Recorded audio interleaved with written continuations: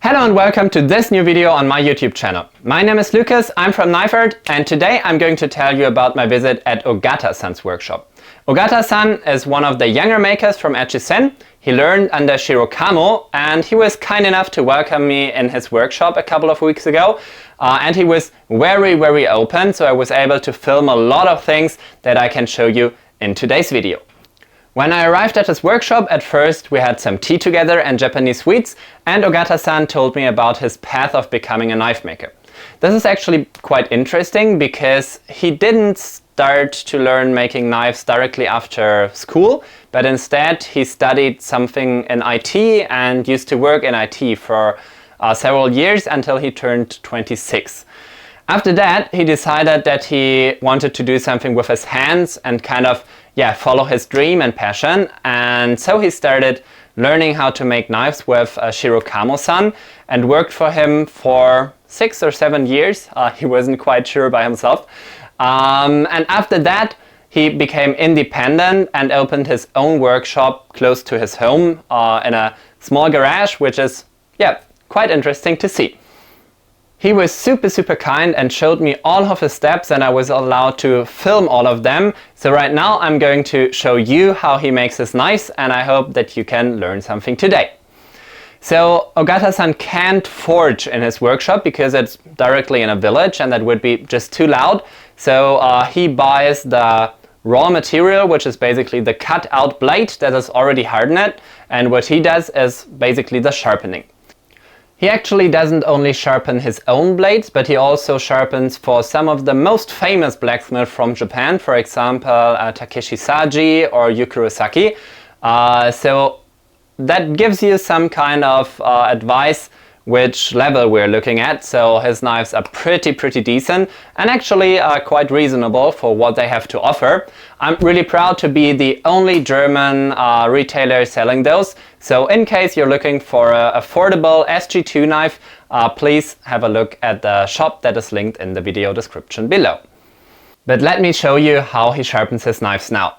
So the first step is usually the big grinding wheel that you know from maybe a lot of knife makers. So you also saw them at Wakui, at Hinura, but also in the Takefu knife village and basically all over Japan.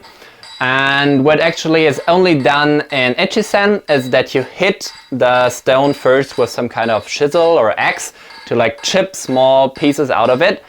This gives the stone a little bit more toothiness and therefore it's easier to sharpen the knives.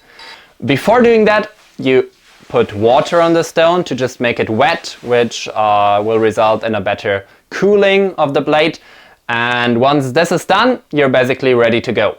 First, Ogata-san checks the straightness of the blade, and if that is all set, he puts it in some kind of wooden holding thing and just pushes it down on the sharpening stone and moving it to each side to grind all the blade like equally.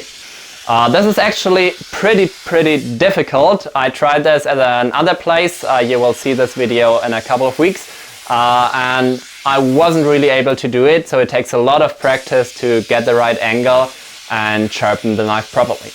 After sharpening with the tool, which is kind of rough, he sharpens also by hand just to get a better feeling and make the knife equally thin. This is the first step with the big sharpening wheel. After that, he moves to polishing, which is done by smaller sharpening wheels with like different grits.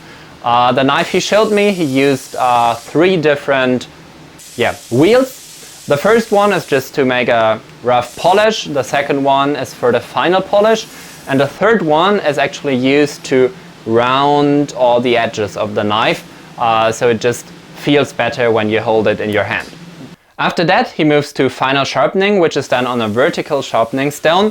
As you can see here, he really gets a lot out of his knives, so it's already sharp enough to go through paper, and it got a great toothy tomato sharpness out of the box.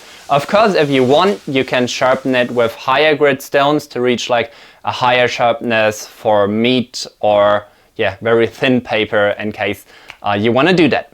Of course, he also tests every knife to see if there are any imperfections, and in case there are, they are repaired before the knife is sent out.